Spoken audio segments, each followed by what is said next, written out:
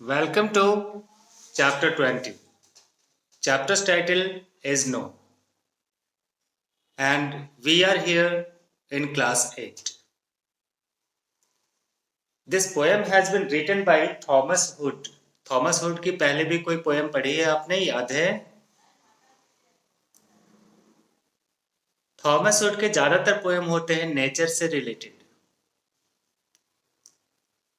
Cold, snow, warmth, winter, summer, इन सब से रिलेटेड। उन्होंने इस चैप्टर का नाम रखा नो, पोएम का नाम रखा नो। क्यों रखा ये हम सब में पता कर लेंगे। This poem by Thomas hood associates the month of November. ये पोएम रिलेटेड है मंथ ऑफ नवंबर से। मंथ ऑफ नवंबर जहाँ के थॉमस हुड रहने वाले थे वहाँ पे बहुत ज़्यादा कोल्ड हुआ करता है, और जब बहुत ज़्यादा कोल्ड होगा तो क्या होगा? स्नो होगा, और स्नो होगा तो क्या होगा? ग्रोथ ऑफ वेजिटेशन नहीं होगा। सिर्फ ग्रोथ ऑफ वेजिटेशन नहीं होगा ऐसी बात नहीं है, बाहर निकलेंगे भी बहुत कम। ठंड से परेशान लोग अपने अपने घरों में आराम करना चाहेंगे। दैट मीन्स लाइफ एक्टिविटी बहुत ही कम हो जाती है। लाइफ एक्टिविटी मिनिमम हो जाती है। लाइफ दिखता ही नहीं, हर जगह सुनसान, सन्नाटा, लोनलीनेस, ये सारा कुछ दिखता है। So Thomas Hood associates the month of November with a lack of positivity and opportunity. Thomas hood के अनुसार ये एक ऐसा मंथ है जब पॉजिटिव जैसा कुछ है ही नहीं, अपॉर्चुनिटीज भी नहीं होते, ना काम होता है ना करने का, उस समय ना तो कोई नई शुरुआत हो सकती है। यानी मौसम इतना ज़्यादा खराब होता है, मौसम इतना ज़्यादा खराब होता है कि लोग आइडल बैठना पसंद करते हैं, या करना चाहें भी तो कर नहीं पाते हैं। He sees November as a dark period because it lacks certain positive elements of humanity. नवंबर के महीने को थॉमस हुड एक dark period of the year के रूप में देखते हैं, क्योंकि उस समय जीवन, इंसानियत, चमकता हुआ सूरज, ग्रोथ, फ्लोरा मीन्स प्लांट्स, और फाउना मीन्स एनिमल्स कुछ भी नजर नहीं आते। उनकी कोई एक्टिविटी नहीं होती, कोई ग्रोथ नहीं होता, सनशाइन भी नहीं होता, क्योंकि मौसम में फॉग होता है, कुहासा होता है, सूरज निकलता नहीं है। तो ऐसे पीरियड को थॉमस हुड ने डार्क पीरियड कहा। कौन से मंथ को डार्क पीरियड कहा? The month of November. Month of November को डार्क पीरियड कहा। उसमें किन किन चीजों की कमी होती है? What is there which lakhs?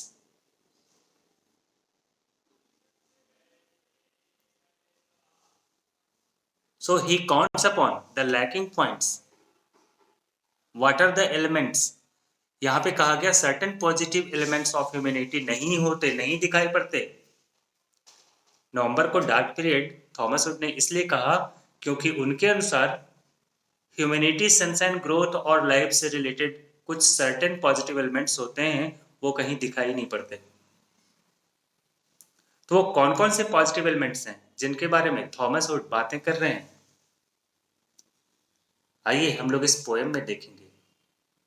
The poet says no सन, सूरज दिखाई नहीं पड़ता। नो मून, चांद भी दिखाई नहीं पड़ता। नो मॉर्न, नो नून, मौसम ऐसा होता है कि न तो सुबह का निकलना दिखाई पड़ता है और न दोपहर की गर्मी दिखाई पड़ती है। No morn, no morn means no morning. Morning नहीं होता ऐसा कैसे हो सकता है? हाँ, हो सकता है। सूरज के निकलने का वक्त है, मान लेते हैं सूरज के निकलने का वक्त है 7 o'clock, और वो पूरे दिन दिखाई ही ना पड़े, तो सूरज नहीं निकला, सूरज को निकलते हुए नहीं देखा, then there is no morning. सूरज को निकलते हुए नहीं देखा तो देयर इज नो मॉर्निंग, सूरज को चमकते हुए नहीं देखा तो देयर इज नो नून, सूरज को डूबते हुए नहीं देखा तो नो डस्क, और सूरज को निकलते हुए, देखो सूरज के निकलने से ठीक पहले का समय,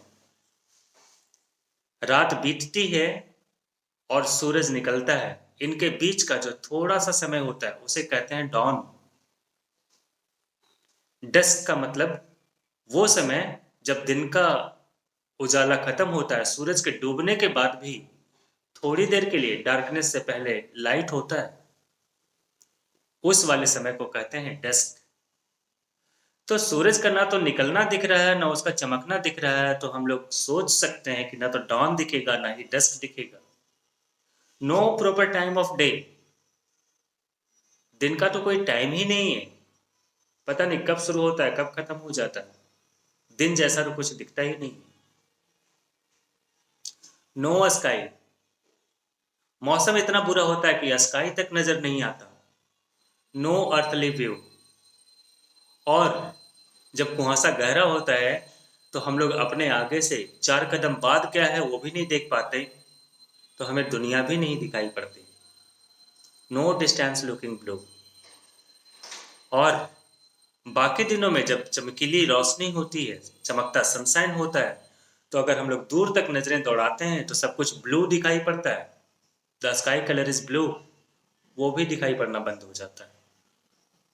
नो रोड नो स्ट्रीट, सड़कें दिखाई नहीं पड़ती, स्ट्रीट दिखाई नहीं पड़ता, हर जगह क्या होता है स्नो होता है, snow covers the road and street. Not other side the वे, और रास्ते की दूसरी तरफ क्या है ये भी दिखाई नहीं पड़ता। No end to any row, किसी रो का या किसी रास्ते का कोई अंत भी दिखाई नहीं पड़ता, क्योंकि कुछ ही मुश्किल से कुछ मीटर तो दिखाई पड़ता है, कुछ फीट तो दिखाई पड़ता है, उसके बाद तो कुछ भी दिखाई नहीं पड़ता। तो ना तो स्ट्रीट दिखाई पड़ता है और ना ही उसका अंत दिखाई पड़ता है। No indication where the crescent go, कोई इंडिकेशन ही नहीं पता चलता है, क्रेसेंट्स क्रेसेंट्स क्रेसेंट्स क्रेसेंट्स, ओके। क्रेसेंट्स एक वर्ड है, उसे याद रखो, मैं आपको बताऊंगा ढूंढ के क्या इसका मीनिंग होता है। क्रेसेंट्स कैपिटल सी से शुरू हुआ है तो कोई ना कोई नेम होगा, ऐसे क्रेसेंट सन को भी कहा जाता है। तो इस पोएम को आगे पढ़ते हुए मैं आपको बताऊंगा ये क्रेसेंट्स का मीनिंग क्या होगा। तब तक हम लोग आगे चलते हैं, इस पोएम को पढ़ते पढ़ते ही पता हो जाने वाला है कि ये क्रेसेंट्स होते क्या हैं। क्या अभी तक मैंने जितनी लाइनें आपको बताई वो समझ पा रहे हैं आप लोग?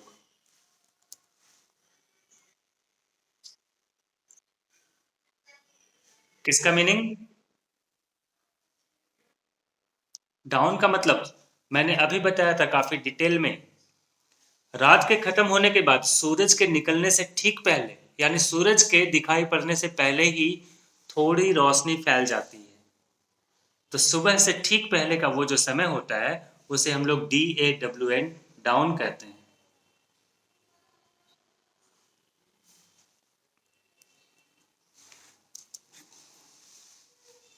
क्रेसेंट्स गो, क्रेसेंट्स गो,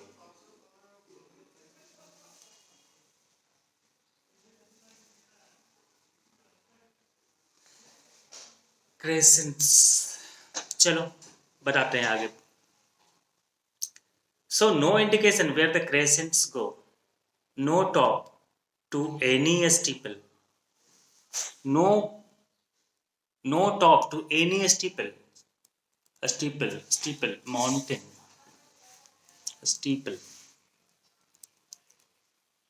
चलो ठीक है, मिल गया मीनिंग, उसका भी मिल गया। No indication where the crescent को, ये क्रेसेंट कहा जा रहा है चर्च में जाने वाले लोगों को। And no top to any steeple, और किसी भी चर्च का टॉप पोजीशन भी हमें दिखाई नहीं पड़ता, चर्च का टावर भी दिखाई नहीं पड़ता।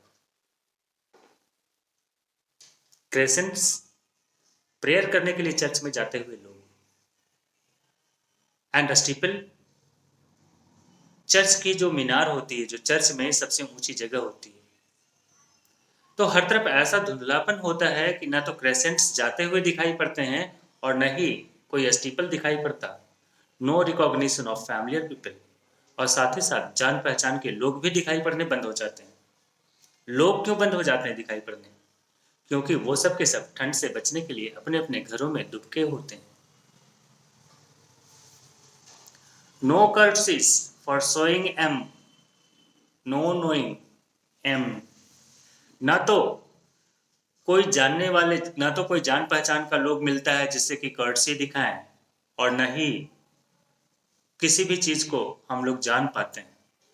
यानी ना तो कोई जाने पहचाने हुए पुराने लोग मिलते हैं और न ही कोई अजनबी मिलता है। No travelling at all, no locomotion. क्योंकि ट्रैवलिंग तो बिल्कुल बंद हो चुकी होती है। देखो इसके पहले no कर्टसीज for showing M, showing them, M means them, know knowing them. यहाँ पे दो हैं देम। पहले वाले लाइन में जान पहचान वाले एक्वेंटेड लोगों के बारे में बात किया जा रहा है।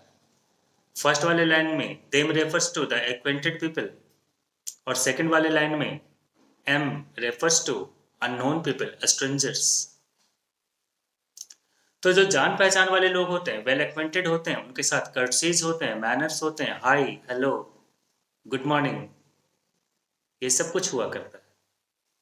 जो अननोन लोग होते हैं, ठीक है, तो नैरेट पोएट ने लिखा है कि मौसम इतना बुरा हो जाता है नवंबर में, लाइफ जीरो पे पहुंच जाती है, न तो कोई जाने पहचाने लोग मिलते हैं और न ही कोई अनजान नजर आता है।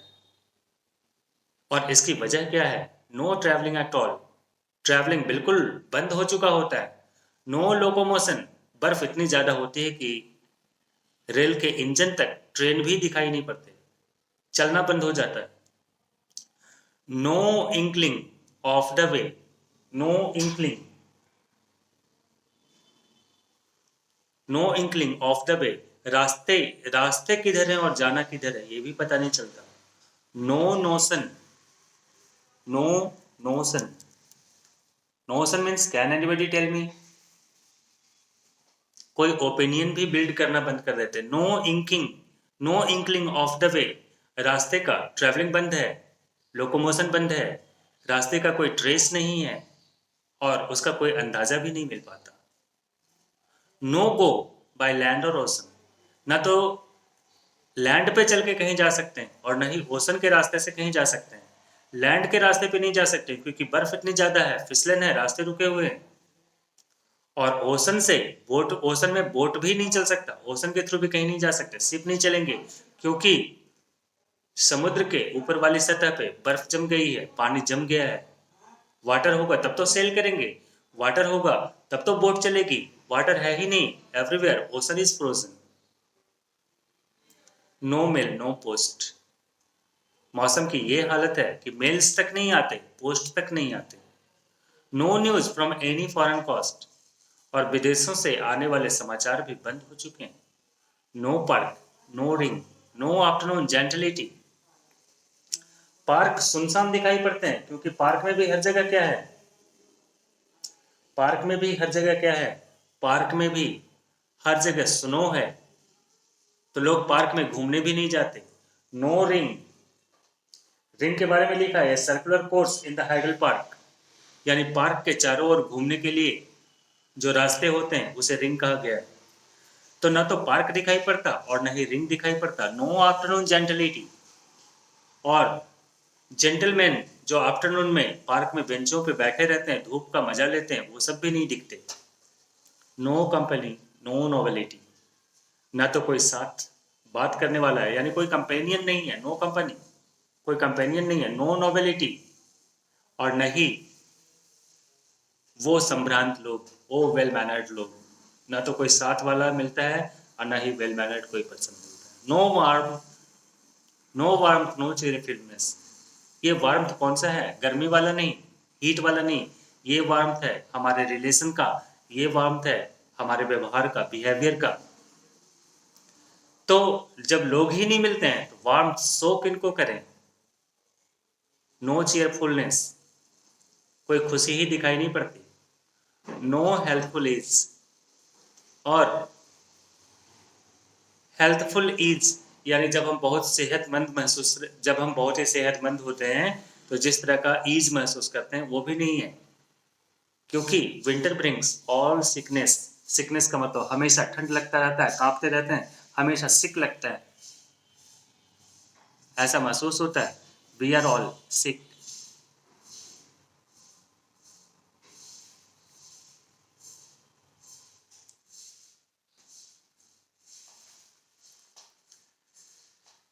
ओके।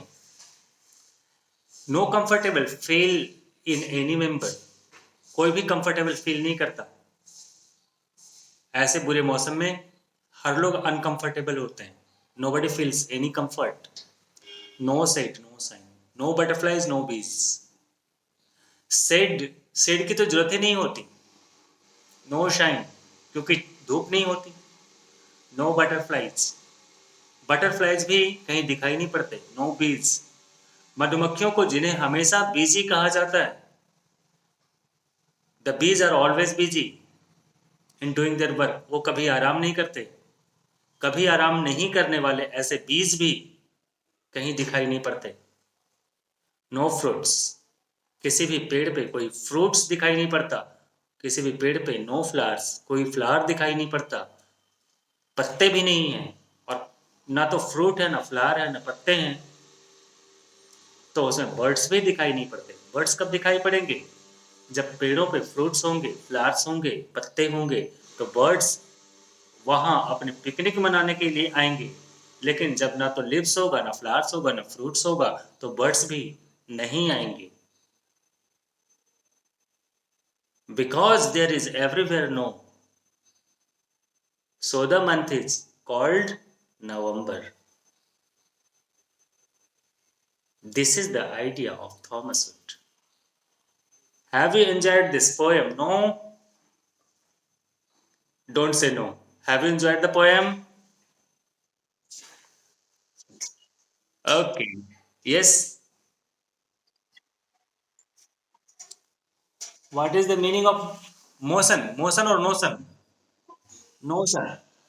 अभी तो बताया था, कुछ तो बताया था मैंने। फिर से मुझे वहां पहुंचना पड़ेगा। हम्म। हाँ ठीक है। नोशन का मतलब होता है अंदाजा लगाना, कोई भी कॉन्सेप्ट बिल्डिंग करना।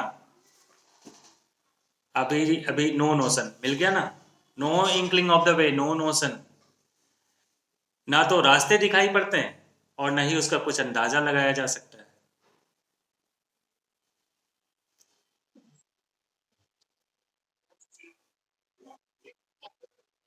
कहाँ पे, कहाँ पे? In the fifth line. No T other side the way.